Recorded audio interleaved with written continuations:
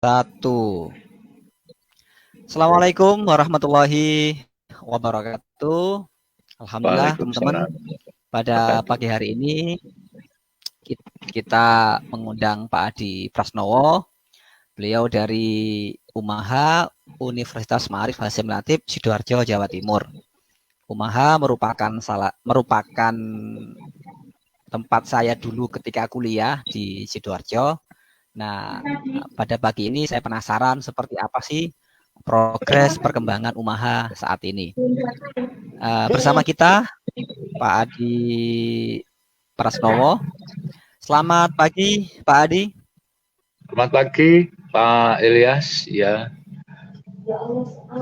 Oke, alhamdulillah kita bisa ketemu sharing. Oke Pak Adi, mungkin Ya. kita boleh kenalan dulu Pak Adi. Untuk Pak Adi Ya. Prasnowo di UMAHA sebagai apa? Tugasnya bagaimana? Silakan Pak Adi. Ya. Pertama, Assalamualaikum warahmatullahi wabarakatuh. Terima kasih buat Pak Ilyas Abso atas undangan pada pagi hari ini. Mungkin waktu saya masuk UMAHA kita belum pernah ketemu ya. Jadi mudah-mudahan ini menjadi satu upaya sambung silaturahmi, kira-kira begitu.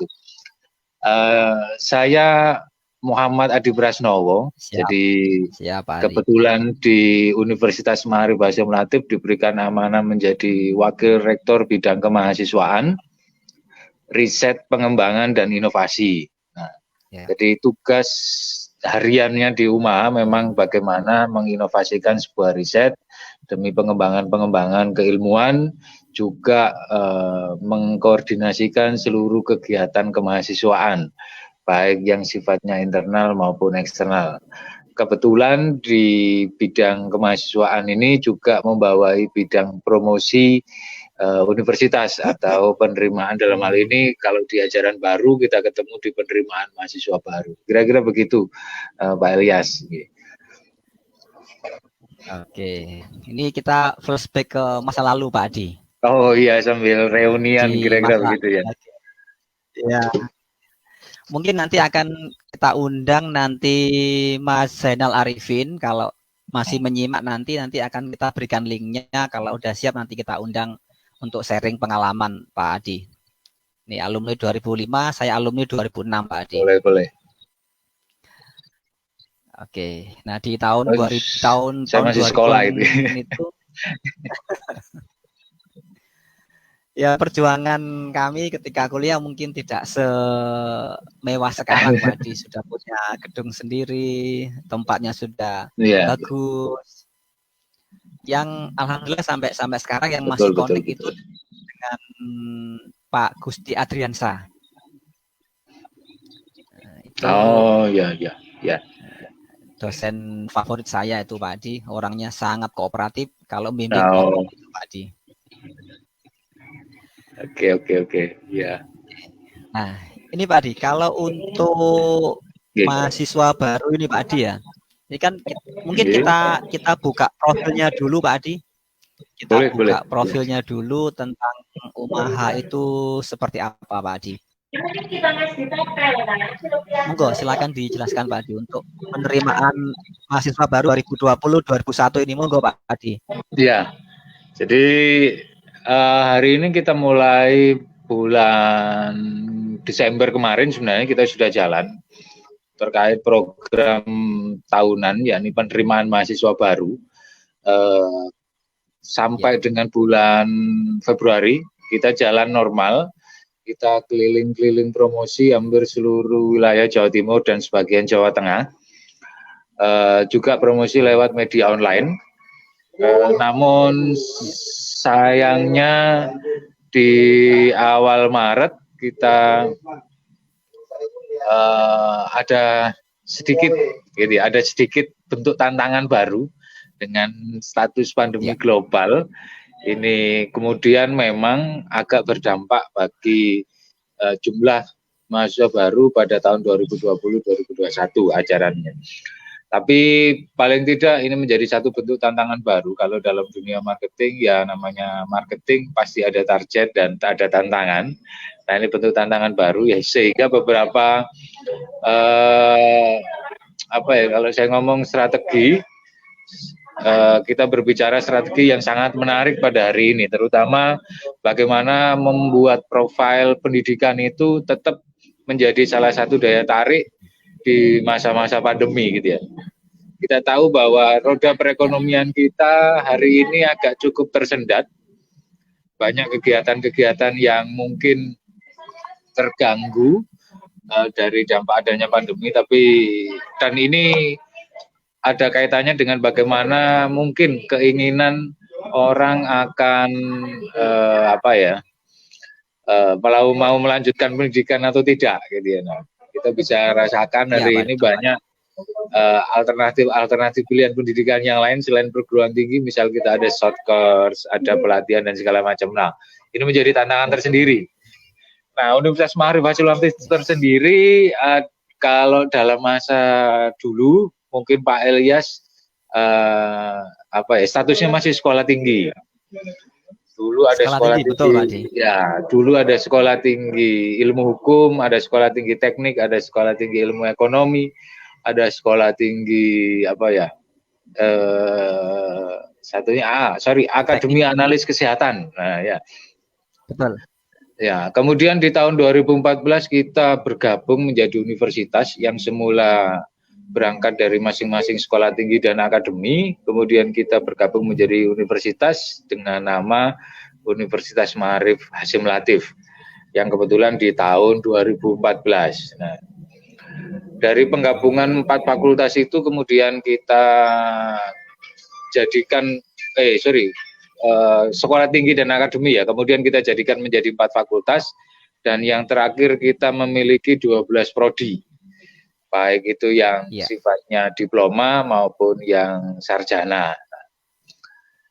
Cukup baru memang kalau dipandang dari berdirinya universitasnya, jadi 2014, cuma kita juga perlu berbangga diri mungkin, dan juga perlu percaya diri karena 2014, kalau sekarang 2020 mungkin usia yang sangat relatif muda bagi sebuah institusi pendidikan tinggi terutama gitu ya. Nah, tapi terlepas daripada itu kita juga punya prestasi yang cukup membanggakan. Dari 2014 kita 2018 sudah terakreditasi B.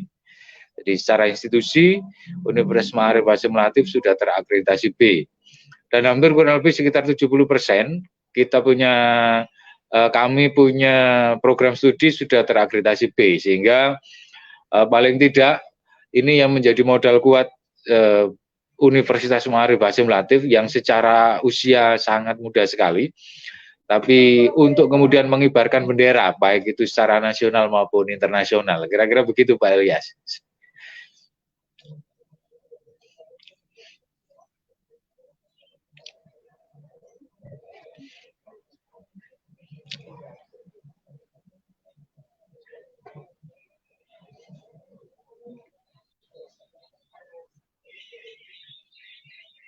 Pak Elias, masih ada di tempat?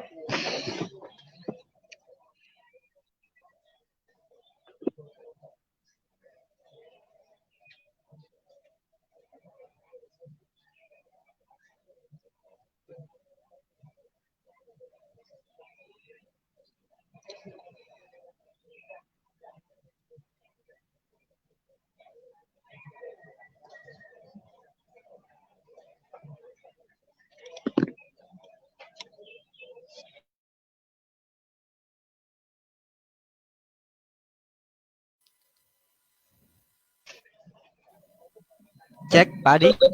Cek, ya. Adi. Koneksinya menghilang, Pak Adi. Oh, menghilang ya? Iya, Pak. Tiba-tiba hilang, Pak, koneksinya. Sorry. Sebentar, saya tak ganti jaringan aja kalau gitu ya. Nah. Oke, silakan Pak Adi. Iya.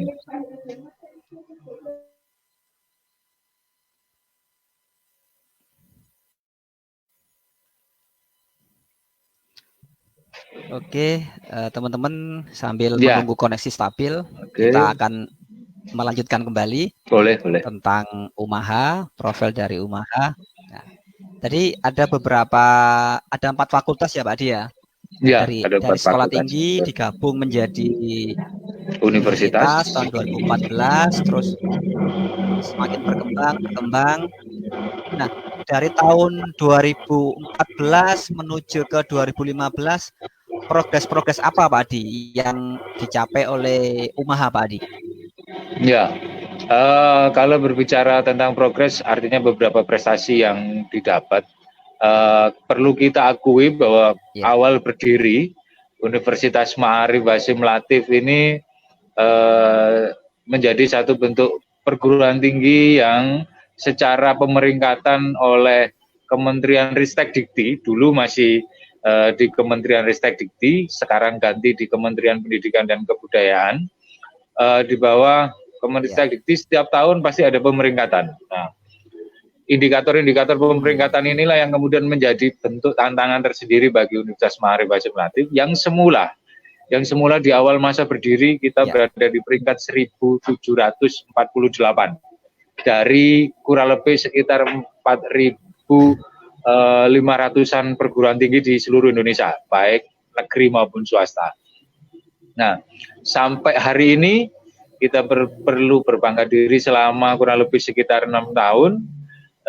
Kita melonjak naik yang cukup drastis gitu ya, dibandingkan dengan perguruan tinggi yang kalau kita lihat secara usia sama, kita sudah menduduki ranking di sekitar 360-an. Nah, dari total 4.500-an perguruan tinggi di seluruh Indonesia. Nah, ini yang menjadi bentuk kebanggaan tersendiri, meskipun ya secara institusi kita memang perlu banyak pembenahan dan perbaikan, tapi paling tidak cukup untuk menjadi satu institusi yang mampu bersaing, baik secara nasional maupun secara global. Kira-kira begitu, Pak Ilyas. Oke, siap. Jadi saya ulangi lagi dari 1.700 menjadi ke 300 Pak Adi. 300, betul. Artinya kan, nah, percepatannya kan luar biasa Pak Adi. Luar biasa, ya. Mungkin untuk ini Pak Adi, luar biasa Pak Adi. Dari program-program ini yang kita ada teknik komputer, teknik industri, informatika, teknik mesin, desain komunikasi visual, S1 hukum, teknologi lab medik, kemudian yang D4, D3, S1 manajemen, kewirausahaan, akuntansi dibagi dua, ada D3, ada S1 Pak Adi. Nah, dari banyak program-program itu untuk saat ini Pak Adi, itu kuliahnya apakah pagi, malam, ekstensi atau seperti apa sekarang Pak Adi? Ya, jadi hari ini kami melakukan kegiatan pembelajaran itu kalau dulu kelas paginya mungkin tidak ada Pak Ilyas ya, kalau dulu mungkin. Mulai tahun 2014 kita sudah mulai membuka kelas pagi, jadi seluruh prodi yang ada itu ada model reguler pagi dan kemudian ada model pembelajaran yang di reguler malam, juga ada model pembelajaran khusus. Artinya khusus ini yang kalau kita sebut sebenarnya bukan program extension atau bagaimana, tapi model blended learning. Jadi blended learning itu campuran antara online dan offline. Nah, ini yang jauh lebih fleksibel. Teman-teman mungkin bisa mendaftar tapi belum dibuka semuanya memang, hanya ada beberapa prodi, yakni prodi di Fakultas Ilmu Kesehatan dan di Fakultas Ilmu Hukum. Nah, ini yang mungkin menjadi satu pilihan bagi teman-teman yang secara waktu agak susah untuk mengatur jadwal gitu ya. Nah, tapi di Universitas Ma'arif Hasyim Latif sudah menerapkan model pembelajaran yang blended learning, artinya campuran, kira-kira begitu.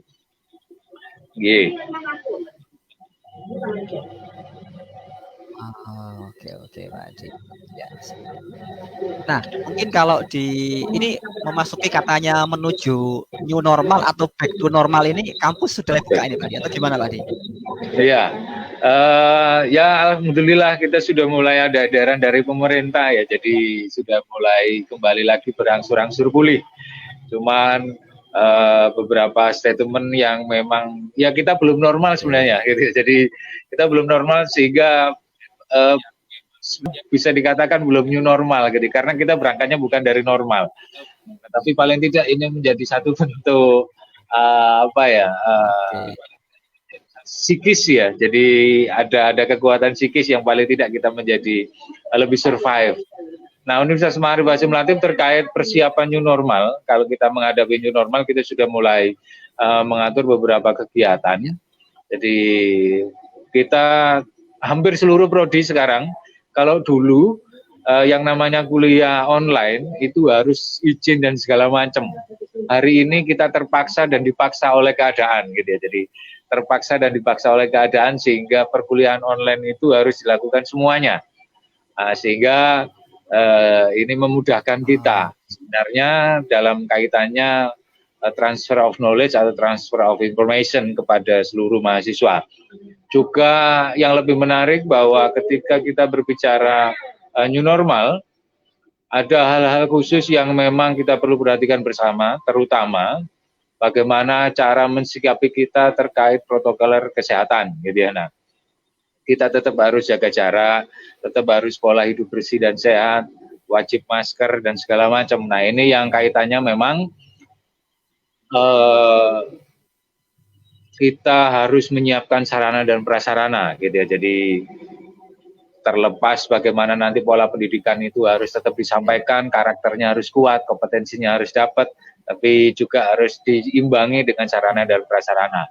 Nah, ini yang memang kalau saya bilang mau tidak mau, siap tidak siap, kita harus masuk dalam kondisi yang saya bilang kembali ke normal lama yang baru, kira-kira begitu ya. Nah, itu kira-kira Pak Ilyas. Siap, Adi. Ini berarti kalau kita lihat, kita kembali ke ini Pak ya, di brosur Pak Adi ya. Yeah. Di brosur ini tertulis gelombang 1 ini 3 Desember hingga 31 Maret. Artinya untuk pendaftaran gelombang 1 masih terus berlanjut ini Pak Adi ya? Masih terus berlanjut. Hari ini kita masuk di gelombang 2. Oh, sudah masuk gelombang 2 Pak Adi ya? Ya, sudah masuk gelombang 2. April hingga 30 Juni. Iya. Tapi tidak perlu menjadi kekhawatiran bagi teman-teman yang artinya kalau memang di gelombang 1 pada program penerimaan mahasiswa baru yang secara penerimaan reguler itu memang kalau saya bilang ada bentuk insentif tersendiri ya. Jadi gelombang 1 dapat potongan biaya yang cukup lebih besar daripada gelombang 2 dan gelombang 3. Tapi ketika kita berbicara dengan adanya pandemi, kebijakan dari Universitas Maarif Hasyim Latif, gelombang 1, gelombang 2, dan gelombang 3 itu bentuk insentifnya sama. Artinya ada potongan sebesar Rp1.000.000. Yang itu sebenarnya hanya bisa dirasakan oleh teman-teman yang mendaftar di gelombang 1, kira-kira begitu. Jadi tidak perlu khawatir. Oke. Teman-teman yang artinya pendaftarannya agak telat gitu ya.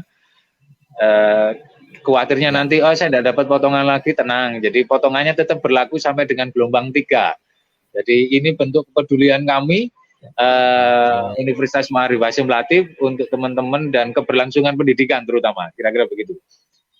Dan ada bentuk kepedulian yang lain, terutama bagi teman-teman yang berasal dari keluarga tenaga kesehatan. Juga teman-teman tenaga kesehatan yang ingin melanjutkan pendidikan, yang itu semula mungkin dari D3 atau dari SMA, bisa lanjut ke pendidikan yang itu dari ke D4 atau ke sarjana. Jadi kami punya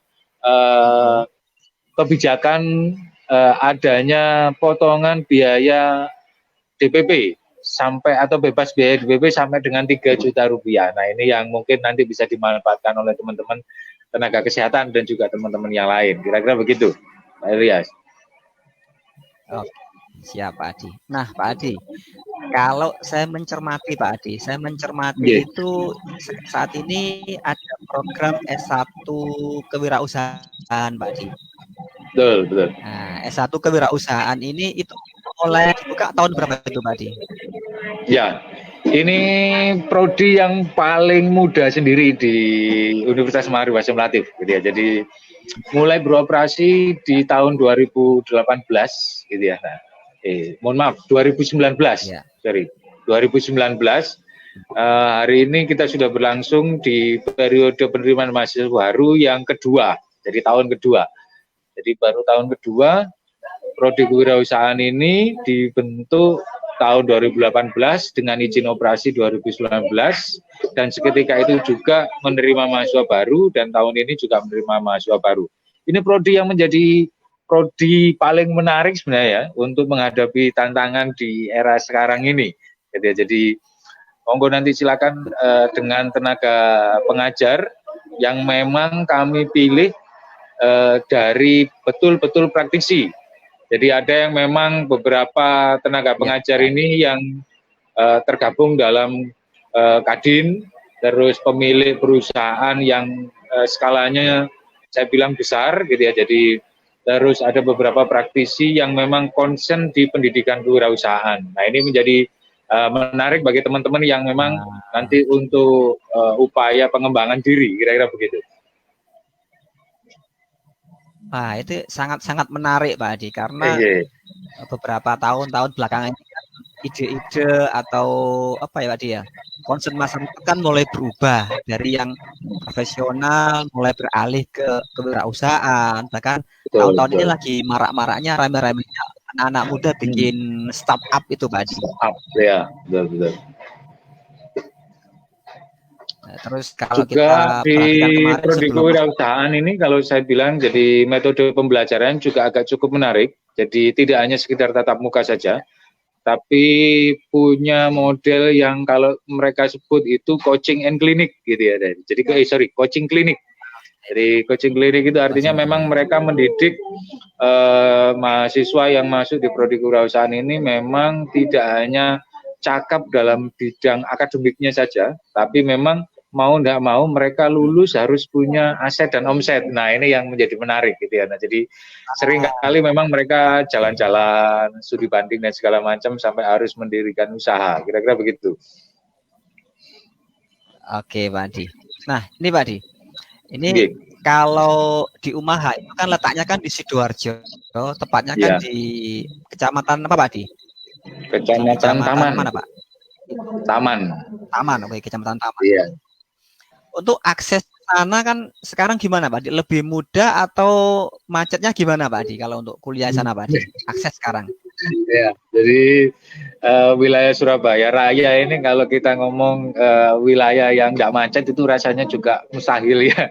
Jadi kalau dulu mungkin kota besarnya hanya Jakarta, sekarang ini kita ketemu istilah baru namanya Surabaya Raya gitu ya. Setelah kemarin PSBB. Jadi kebetulan Umaha ini memang kalau saya boleh bilang itu berada pada posisi segitiga emas gitu ya. Nah, jadi kalau Partai Indah Kapuk, jadi segitiga emas itu antara Sidoarjo, Gresik dan Surabaya. Persis posisinya di ujung masing-masing, jadi di ujungnya masing-masing, di ujungnya Sidoarjo, ujungnya Gresik sama ujungnya Surabaya. Tapi kita memang wilayahnya masih masuk dalam wilayah administrasinya di Kabupaten Sidoarjo. Nah, akses untuk ke Umaha sendiri sangat mudah sekali, apalagi dengan sekarang pembangunan wilayah Gresik, Gresik, Surabaya, Sidoarjo ini akses jalannya luar biasa bagus, sehingga ini juga membantu kami untuk menjadi universitas yang sangat mudah diakses bagi teman-teman yang ingin masuk, gitu ya. Nah, kira-kira begitu. Jadi jangan khawatir, Umaha ini kalau ngomong akses peluang kerjanya, kita perguruan tinggi yang kalau mungkin saya bilang dikelilingi ratusan perusahaan gitu ya. Jadi kanan, kiri, belakang, depan ini semuanya di komplek perusahaan, kira-kira begitu. Jadi makanya saya bilang ini segitiga emas gitu ya. Jadi kira-kira begitu Pak Ilyas. Artinya kan teman-teman yang gabung kuliah di Umaha itu ada dua pilihan ya Pak Adi ya. Pilihan pertama ketika mau jadi seorang profesional, perusahaan begitu sangat banyak. Atau yang kedua, mungkin dari teman-teman yang kuliah di Umaha itu sejak kuliah sudah mulai membangun perusahaan Pak Adi. Betul. Jadi ketika dia teman-teman alumni ini lulus, mereka sudah siap bekerja sama, apakah B2B atau B2C dengan memiliki perusahaan sendiri, gitu Pak Adi. Betul. Jadi peluang inilah yang menjadi menarik bagi teman-teman ketika ingin menjadi profesional. Lapangannya terbuka lebar. Gitu. Ketika ingin menjadi seorang entrepreneur, teman-teman memiliki jaringan yang sangat terbuka lebar juga. Artinya akses koneksi ke perusahaan. Yang kalau Pak Ilyas tadi sampaikan, ada kita mulai B2B, G2G, B2G dan segala macam, kira-kira begitu ya. Nah, ini yang memang menjadi menarik karena lokasinya yang sangat strategis, kira-kira begitu. Oke. Nah, ini Pak Adi. Kalau untuk program-program teman-teman alumni dari Umaha itu ada seperti apa Pak Adi? Dari para alumni yang sudah lulus, apakah ada seperti alumni ikatan atau seperti apa Pak Adi? Mungkin saya yang belum update Pak Adi. kebanyakan proyek kayaknya Pak Ilyas ini ya. Jadi mungkin nanti perlu diundang khusus gitu ya. Jadi giliran kami nanti yang harus mengundang para alumni. Jadi terkait dengan alumni, sudah terbentuk memang ikatan alumni Universitas Maarif Hasyim Latif yang hari ini kalau tidak salah ketuanya dari Fakultas Hukum, dulu alumni Ilmu Hukum, Pak Maulana Hasun, yang kebetulan sekarang berdinas di Bawaslu Provinsi Jawa Timur gitu ya. Nah ini yang memang nanti perlu sinergi lebih intens lagi karena memang jejaring alumni ini perlu dikuatkan gitu ya. Jadi kalau kita berbicara layanan jasa itu kan harus banyak testimoni gitu ya. Jadi kalau kita jual produk, kalau tidak ada testimoninya juga orang tidak akan bisa melihat bahwa ini hasilnya bagaimana sih, kira-kira begitu. Sehingga saya juga berharap buat Pak Ilyas secara pribadi gitu ya. Jadi dan teman-teman jaringannya, mungkin nanti kita perlu komunikasi lebih intens dengan tim penerimaan mahasiswa baru. Jadi tim penerimaan mahasiswa baru sebenarnya juga ada tiap minggu kita bikin podcast gitu ya. Jadi ada live Instagram, live YouTube dan segala macam, termasuk live Facebook. Mungkin nanti satu waktu Pak Ilyas harus isi, kira-kira begitu ya. Jadi sebagai bentuk ya ini satu alumni yang perlu dan patut dibanggakan gitu ya. Jadi jejaringnya sudah saya lihat profilnya internasional. Nah ini yang menjadi menarik bagi Universitas Maarif Hasyim Latif, kira-kira begitu. Ya, oke siap. Insya Allah nanti, alhamdulillah Pak Adi, dari beberapa teman yang kita kontak, yang saya masih simpen nomornya kan, sebagian ada yang di Aceh. Kemudian nanti terus teman-teman yang ada di Jombang itu saya tanya seperti apa, sudah mulai buka perusahaan Pak Adi, mulai dari buka CV, buka perusahaan, yang lain juga sama melayani.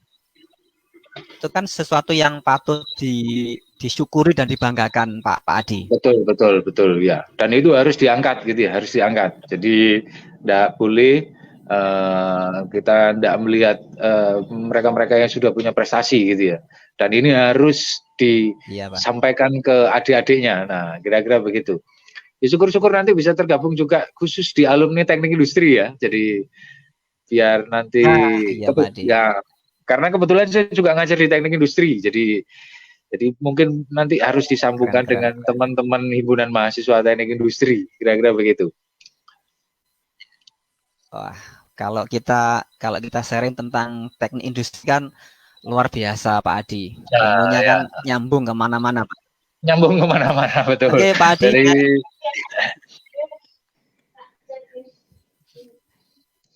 Pak Adi, ini saya undang satu alumni kita, alumni teknik industri juga.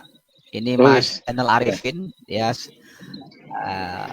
Pak Zainal Arifin ini beliau kan trainer juga, punya perusahaan juga. Nanti kita akan sharing sama beliau.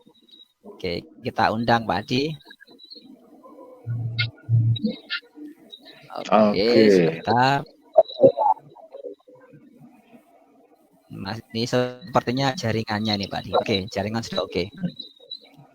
Oke, selamat pagi Pak Zainal. Selamat pagi, assalamualaikum. Waalaikumsalam. Selamat pagi. Nah, ini Pak Adi, ini alumni kita dari Teknik Industri yang waktu masih sekolah tinggi. Kakak kelas saya juga ini Pak Adi, orangnya inspiratif. Ide-idenya banyak Pak Adi. Oke. Perlu diagendakan ini ya. Dari Pak Adi bisa bertanya ke Pak Zainal kesan seperti apa kesannya ketika program seperti apa, silakan Pak Adi. Iya. Jadi mumpung ini live dan nanti juga bisa ada recordnya gitu. Jadi saya berharap ya tidak hanya Pak Zainal saja, Pak Ilyas juga saya berharap ada testimoni khusus gitu ya.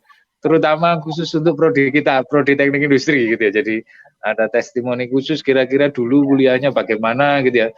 Tapi ya jangan ngomong sengsaranya gitu ya, jangan ngomong sengsaranya. Jadi yang namanya kuliah pasti sengsara kira-kira begitu ya. Jadi kalau kuliah terlalu bahagia itu nanti malah tidak kuliah gitu ya. Kira-kira begitu. Jadi saya berharap yang bisa dimulai dari Pak Zainal dulu, nanti dilanjut Pak Ilyas, testimoni atau cerita-cerita menarik ketika dulu kuliah, sehingga saya berharap nanti juga bisa membesarkan nama Prodi Teknik Industri Universitas Maarif Hasyim Latif. Ini khusus gitu ya. Ini sambil nyolong promo Prodi ya, kira-kira begitu. Oke. Monggo. Silakan Pak Zainal. Assalamualaikum buat Pak Adi Prasnowo, salam kenal. Saya Zainal Arifin, ini tadi diundang Mas Ilyas dari Semarang, Mas Ilyas. Saya sekarang domisilinya di Bliorjo, Gresik. Jadi dulu kita kuliah ya kurang lebih sekitar 20 sampai 30 menit perjalanan kalau dari Bliorjo. Seperti itu. Kalau ke kampus dulu masih STT ya, STT. Iya. Namun sekali di kampus tersebut banyak sekali kesan yang membuat kami itu termotivasi setelah kami dapat mengaplikasikan dari apa yang kami dapatkan di kampus tercinta seperti itu. Nah, menurut saya kampus ini luar biasa dari segi tempatnya sangat strategis dan menurut saya itu bebas dari macet ya. Kalau kita dari Bliorjo ini ada bisa 2 alternatif untuk ke sana. Jadi lewat jalur sini Tawangsari bisa langsung mengarah ke Drepeng Krian. Kalau dari Cangkir juga bisa lewat jalur yang besar. Jadi sangat membantu kami ketika dulu saya kuliah itu sebenarnya dulu karena dulu saya dari Jogja ya, kemudian merantau ke Gresik untuk bekerja, kemudian langsung saya kuliah itu sangat membantu gitu loh. Jadi karena saya bisa mengambil mata kuliah yang saya inginkan dengan jam masuk kuliah itu yang fleksibel, itu sangat membantu bagi kelas karyawan buat saya seperti itu. Ya. Itu Pak Adi. Ya. Khusus yang untuk Prodi Teknik Industri?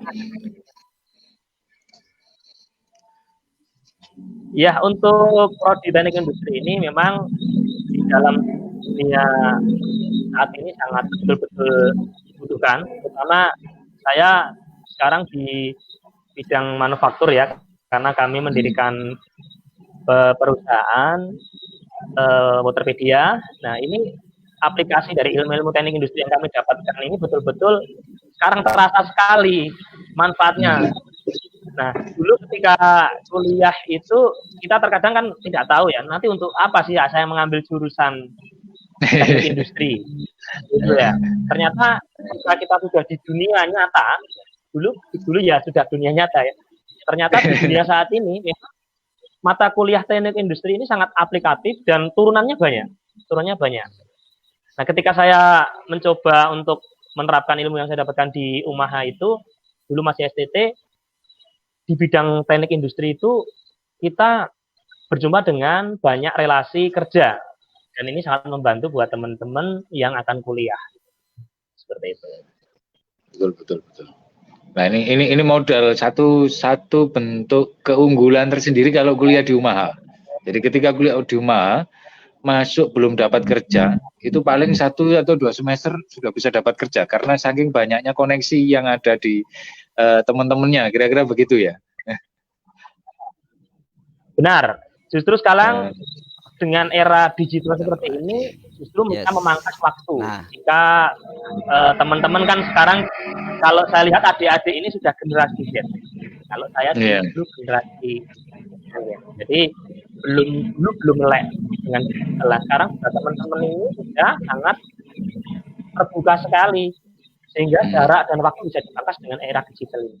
Nah, kuliah ini adalah hal yang paling ditunggu-tunggu buat teman-teman gitu. Dengan adanya kelas yang sangat fleksibel buat teman-teman, sehingga mereka dapat kuliah, tetap kerja juga bisa, kuliah juga bisa. Sebenarnya apa yang membedakan? Ketika kuliah itu akan lebih terbuka peluang untuk relasi dan networking-nya dengan dunia industri seperti itu. Pak Edi. Baik ya. Oke. Pak sekarang ya. Pak Adi Prasnowo. Ya, saya mau tanya ke Pak Adi Prasnowo.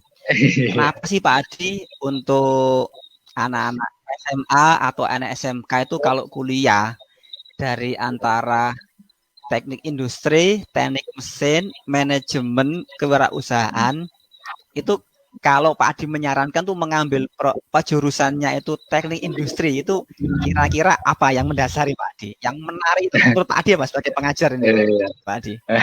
Ini sebenarnya saya nggak enak kalau ngomong begini ya, karena posisi saya sebenarnya harus ngomong semuanya bagus gitu ya. Jadi ya gimana ya? Nah ini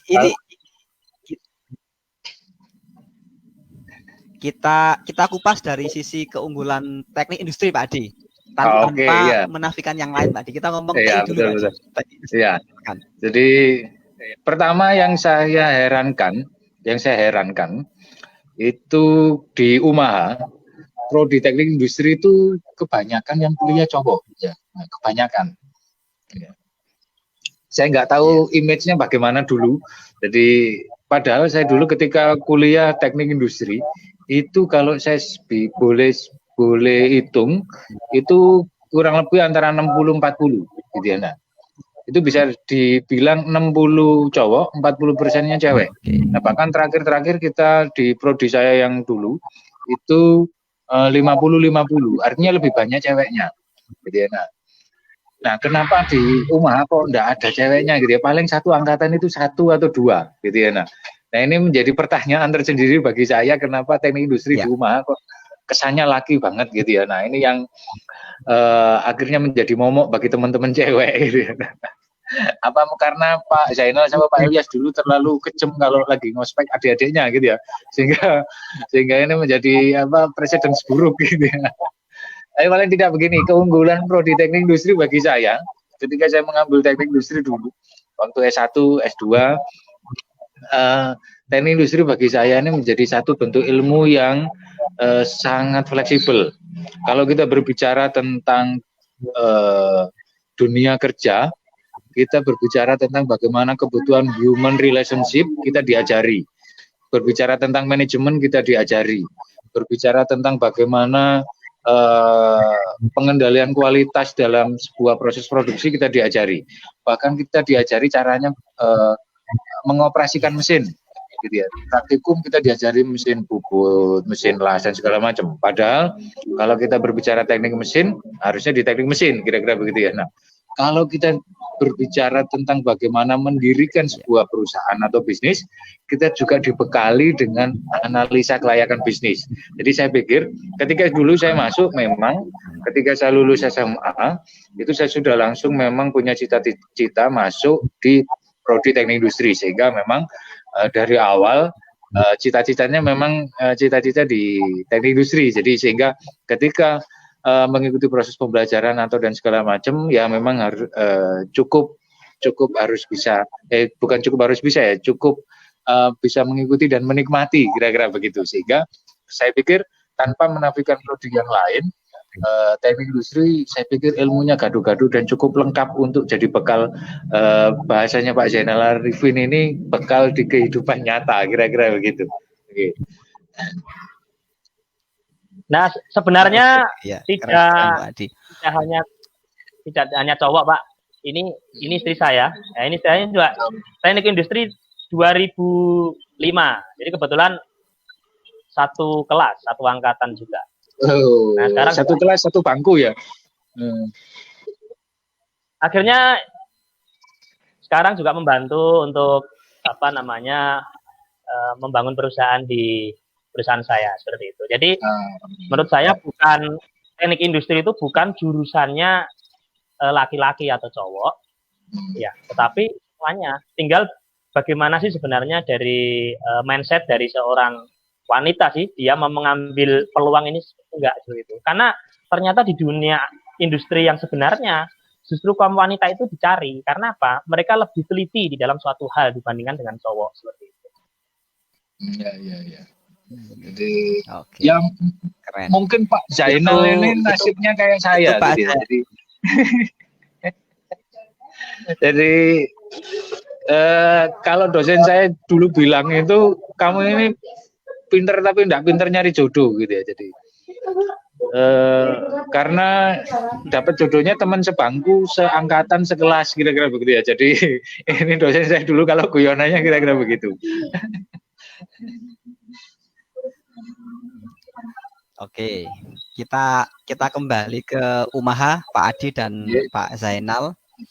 Oke, tentang Umaha saat ini saya melihat bahwa ketika internet saat ini sudah bisa dinikmati seluruh Indonesia dan pengguna internet semakin bertambah tahun, semakin naik. Riset menggunakan bahwa pengguna Facebook sekarang sudah 100 juta lebih dari seluruh warga Indonesia. Itu kan potensinya kan luar biasa, Pak Adi. Ya. Nah, terus untuk potensi kita di Umaha, selain kita menggunakan koneksi internet yang saat ini tersedia bagi kita, alumni yang siap mensupport dari Umaha, terus terobosan-terobosan baru dari Pak Adi yang kita tunggu, yang bisa mensupport. Nah, ada satu hal lagi Pak Adi, di mana ada visi misi dari sang founder Pak Adi ya, dari Pak Yai Muhammad Hasyim Latif, Pak Kiai Latif, yang memang beliau sangat concern di dunia pendidikan. Bagaimana awalnya dulu beliau mendirikan YPM, kemudian sekarang menjadi satu universitas. Itu kan sebuah visi yang sangat luar biasa Pak Adi. Betul. Artinya kan beliau sebagai seorang founder itu memikirkan bahwa kalau kita mau mengubah sebuah bangsa, cara yang paling fundamental adalah dengan memperbaiki level pendidikan, kan gitu Pak Adi. Betul, ya. Nah, terus saya juga sangat terkesan dengan Umaha karena pola pendidikan karakternya itu juga sangat kuat Pak Adi, sangat kuat. Iya. Terus support dari dosen-dosen yang ketika kami belajar di sana itu wah all out banget Pak Adi. Bahkan istilahnya itu kita tuh dibimbing itu enggak setengah-setengah gitu loh Pak Adi. Jadi totalitasnya tuh yang saya kagumi gitu loh. Bahkan ketika saya sudah selesai kuliah pun, ketika saya bertanya kepada Pak Adriansa, Pak Agus Adriansa, Pak, Bok saya dikirimi Pak contoh proposal untuk kelayakan bisnis update terbaru. Wah itu langsung Pak, saya dikirimi sekarang gitu Pak Adi. Wah itu luar biasa Pak Adi. Nah kalau secara pribadi, kenapa saya memilih ke teknik industri? Itu awalnya kalau bahasanya orang-orang sekarang itu bahasa modeling Pak Adi. Jadi ketika saya jadi karyawan di Pasuruan, Jawa Timur. Jadi waktu itu ketika saya kuliah itu saya tinggalnya di Pasuruan Pak Adi. Jadi pulang pergi kuliah itu kan jam sore tadi ya. Iya. Nah itu saya naik bis Pak di Surabaya Pasuruan Pak Adi. Turun tiap kuliah gitu. Daeng. Tiap kuliah Pak Adi. Daeng betul. Nah dari bis turun di Medaeng, naik angkot, turun depan kampus, masuk. Wah, itu kan luar biasa Pak Adi.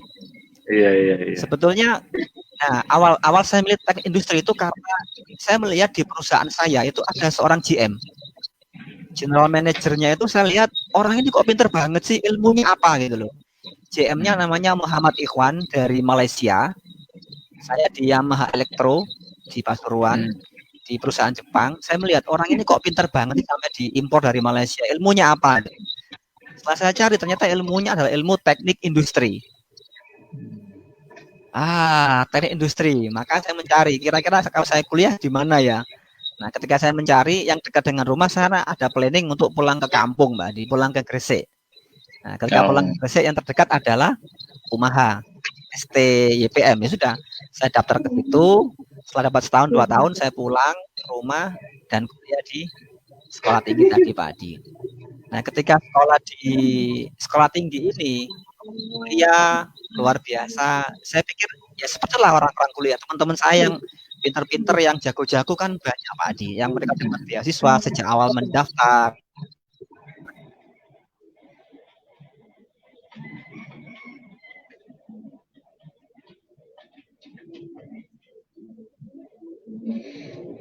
Pak Zainal bisa dengar suara saya? Iya Pak, bisa Pak. Oh ya, Pak Ilyas. Pak Ilyasnya hilang ya. Ya, halo Pak. Iya.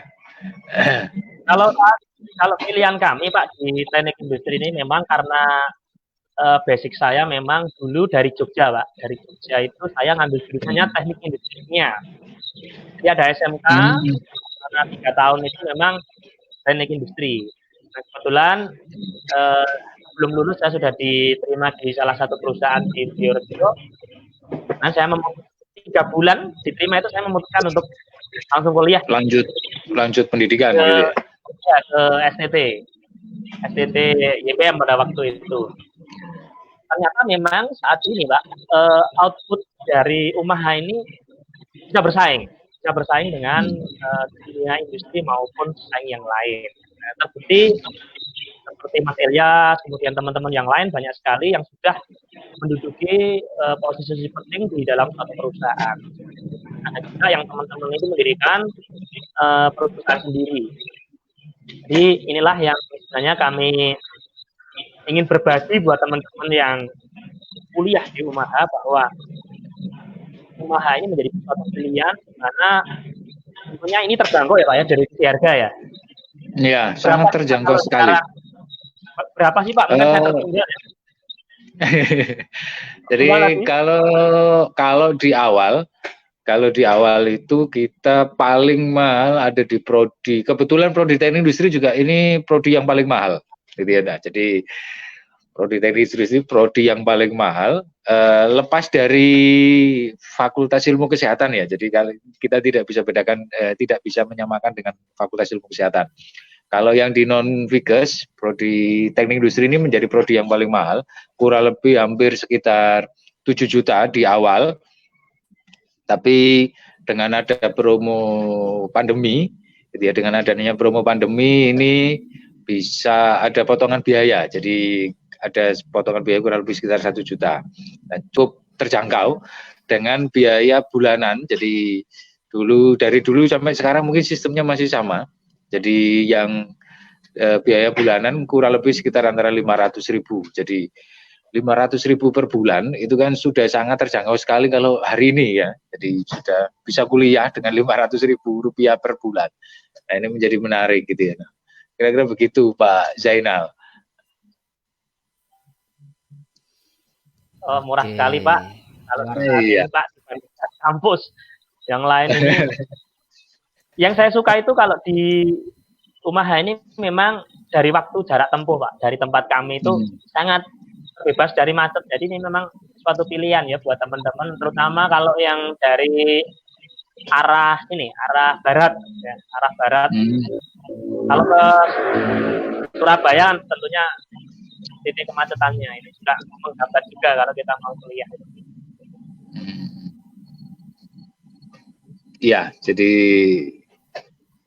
mungkin pengalaman sangat menarik dari teman-teman alumni ini ya. Jadi dari bapak-bapak yang sudah sukses ini, saya berharap ini menjadi satu bentuk virus selain corona gitu ya. Jadi virus baik yang harus ditularkan dan disebarkan ke seluruh adik-adiknya dan teman-temannya, kira-kira begitu ya.